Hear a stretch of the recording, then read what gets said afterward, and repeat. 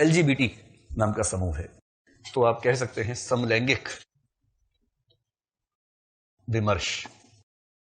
यह शब्द अब तक पुस्तकों में आया नहीं है, लेकिन आप अपनी ओर से बात रख सकते हैं कि नए विमर्शों में समलैंगिक विमर्श उभरता हुआ विमर्श है। ऐसे जो लोग विकलांग हैं या जिनके लिए एक शब्द गढ़ा गया है दिव्यांग, उनके नजरिए से चीजों को देखना शुरू करें। अभी तक हमारे नहीं होता है। रेलवे स्टेशन है, बस स्टैंड है, तो उसमें ऐसी व्यवस्थाएं नहीं है कि कोई विकलांग व्यक्ति अपने व्हीकल के साथ उसमें चला जाए, ट्रेन के अंदर भी चला जाए। विकसित देशों में व्यवस्थाएं हो चुकी हैं। जैसे वहां बस भी रुकेगी, कोई विकलांग व्यक्ति, उसका गेट अलग से है, बस वहां रुकेगी, उसका एक प्लेटफॉर्म निकलेगा, विकलांग व्यक्ति गाड़ी उसके ऊपर चढ़ेगी, प्लेटफॉर्म अंदर जाएगा, दरवाजा बंद होगा, उसकी जो सीट है जिस चेयर पे है वो चेयर लॉक होगी उसके साथ, तब बस चलेगी आगे। इतना महत्व है। चाहे ट्रेन हो, चाहे बस हो, चाहे प्लेन हो, हर चीज में सिस्टम उनके लिए है। ऑफिस हो, सरकारी हॉस्पिटल हो, हर जगह व्यवस्था है। हमारे नहीं है, क्योंकि हमने उस नजरिए से कभी सोचा नहीं, देखा नहीं। तो आप कहने के लिए कह सकते हैं कि जो दिव्यांग व्यक्ति हैं उनको भी मुख्य धारा में लाने के लिए आजकल बातचीत होने लगी है। आप देखते होंगे आजकल न्यूज में आता है कि रेलवे स्टेशन को ऐसा बनाया गया कि जो फिजिकली चैलेंज्ड हैं उनको भी बराबर एक्सेस मिल सके। आजकल ये बातें होने लग गई हैं, तो हो रही है, तो ठीक है। तो जब भी आपसे पूछे समकालीन विमर्श कौन से, मुख्य रूप से इन तीन का जिक्र कर दीजिएगा, और जब बात ज्यादा विस्तार में जाने वाली हो तब आप इनका भी जिक्र कर दें, और ये कहते हुए कि आजकल इन विमर्शों की चर्चा भी होनी शुरू हो गई है। ऐसा ना लगे कि आप जबरदस्ती कोई बात कर रहे हैं, आप ये कि आजकल इन विमर्शों की चर्चा शुरू हो गई है। बस ये मत कहना कि मैंने शुरू की है, मतलब आपने शुरू की है, ऐसा मत कहिएगा। शुरू हो गई है, ये चर्चा करके छोड़ दें। अब प्रेमचंद की जहां, हाँ बोलिए। भाषाई विमर्श, मतलब भाषाई विमर्श इस सेंस में ज्यादा नहीं आता है। जब भाषा वाला खंड पढ़ेंगे तब बात करेंगे, भाषाओं के बीच के तनाव को भी हम लेंगे, लेकिन भाषाई विमर्श आमतौर पर चलता नहीं, ऐसा शब्द बहुत प्रसिद्ध है नहीं।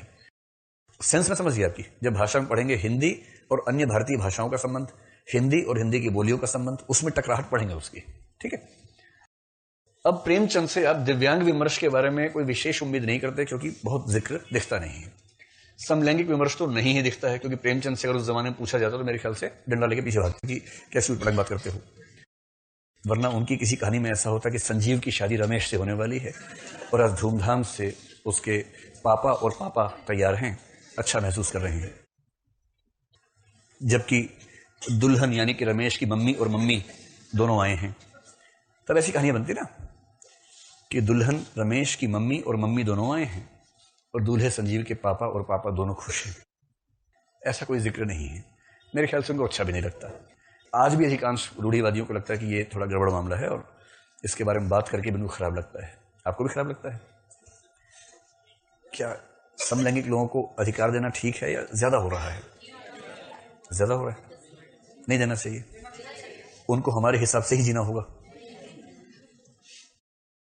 हमारे हिसाब से नहीं जिएंगे तो मार देंगे उनको हम लोग।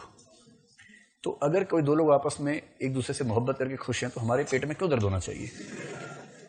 एक बेसिक प्रिंसिपल ये है कि अगर दो लोग आपस में एक दूसरे के साथ प्रेम करके खुश हैं तो इसमें मुझे, मतलब मैं कौन हूं जो बीच में कूद रहा हूं बिना बात के? मैनू की, मुझे क्या? दो लोग हैं आपस में खुश हैं, मुझसे पूछा भी नहीं, मैं जबरदस्ती बीच में घुसे जा रहा हूं कि नहीं ये ठीक नहीं है, या तुझसे पूछा हमने? तो क्या हम लोग क्यों कूदें बीच बीच में? लेकिन फिर भी अभी स्वीकार करना मुश्किल लगता होगा। आप में से कितने लोगों को अपच जैसा महसूस होता है ये सुन के कि ये तो ठीक नहीं हो रहा है? अभी हाथ नहीं खड़ा करेंगे आप लोग, कोई बात नहीं। कुछ लोगों ने कबीरदास पे आरोप लगाया है, पता आपको? कबीरदास पर। कबीर की कुछ पंक्तियां हैं, तल्फ है बिन बालम मोर जिया, दिन नहीं चैन रात नहीं निंदिया, तलफ तलफ क्या भोर किया। अरे बालम कौन है कबीर का? ये बलमी होता तो समझ में आता, सजनी होता समझ। कह रहे तल्फ है बिन बालम मोर जिया। तो एक दुष्ट ने कहा कि लगता है कि कबीर समलैंगिक थे। तो अब क्या करें, क्या करें? इतिहास की व्याख्या करने में स्कोप रहता है, आप ऐसी व्याख्या कर सकते हैं, कर दीजिए। ये वैसे ही जैसे एक गीत बहुत प्रसिद्ध हुआ था कि बस यही अपराध मैं हर बार करता हूं, आदमी हूं आदमी से प्यार करता हूं। कई लोग इसका मीनिंग भी निकाल लेते हैं। अब आज से 100 साल के बाद अगर समलैंगिक लोग इसको अपना राष्ट्रगान घोषित कर दें तो इसमें क्या?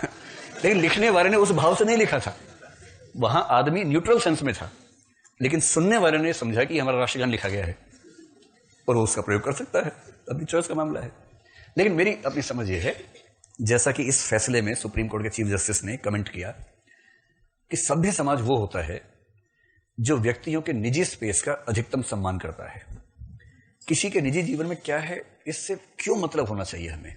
जब तक वो किसी से बदतमीजी ना करे, किसी के साथ कोई छेड़खानी ना करे, किसी पर कोई मोलेस्टेशन ना करे, बदतमीजी ना करे, हमें क्यों मतलब होना चाहिए? इंडिविजुअल स्पेस का भी तो महत्व है।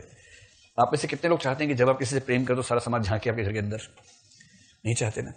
आप घूम रहे हैं, 4 लोग कैमरा लेके आ गए, आप कह रहे हैं भाई क्या हो गया? नहीं कैमरा, सार्वजनिक स्थान पे खड़े हो, कैमरा अखिल भारतीय प्रसारण कर रहे हैं, तुम इनके साथ क्यों? आप कह रहे हैं यार तुझे क्या मतलब है, इससे दिक्कत नहीं, मुझे दिक्कत नहीं, हम दोनों साथ साथ खाना खा रहे हैं, घूम रहे हैं, तुम्हें क्या मतलब है? नहीं, पूरे देश को मतलब है, पूरे देश को जिज्ञासा है। अब ऐसे ही वो लोग कह रहे हैं कि भाई अगर हम दोनों साथ में, तुम्हें क्यों पेट में दर्द हो रहा है तुम्हारे? या तो मैंने कहा कि तुम मेरे साथ में आ जाओ, तुम्हें तो नहीं कहा ना मैंने जी। अरे बाप रे बाप, ये तो प्रकृति के विरुद्ध है। चलिए, मुझे लग रहा है कि बात उधर ना चली जाए, कभी ना कभी बात आएगी ही आगे, तब बात करेंगे। प्रकृति के विरुद्ध है या नहीं मुझे पता नहीं, इसके बारे में मुझे बिल्कुल नहीं पता। पर मैं एक बात सोचता हूं कि अगर कुछ लोग जन्म से ही ऐसी इच्छाएं रखते हैं तो हम ये क्यों नहीं मान सकते कि ये उनकी प्रकृति ही है? क्या प्रकृति भी इलेक्शन से तय होगी कि जैसे ज्यादा लोग हैं वैसी ही प्रकृति मानी जाएगी? ऐसा तो नहीं होना चाहिए। अगर ऐसा है तो आपने और मैंने चश्मा लगा रखा है, प्रकृति के विरुद्ध है, एकदम प्रकृति के खिलाफ है। प्रकृति ने हमें ऐसी आंख दी जिसे साफ नहीं दिखता है, पर हमने प्रकृति के विरुद्ध जाके शीशे विशे बना के चिपका लिए और देख रहे हैं ठीक से। और फेमिनिस्ट लोग क्या बोलते हैं, नारीवादी, कि प्रकृति के विरुद्ध पहला संघर्ष तब हुआ जब हम 4 पैर से 2 पैर पे आए। हम प्राकृतिक रूप से 4 पैर वाले हैं, लौटेंगे उस तरफ?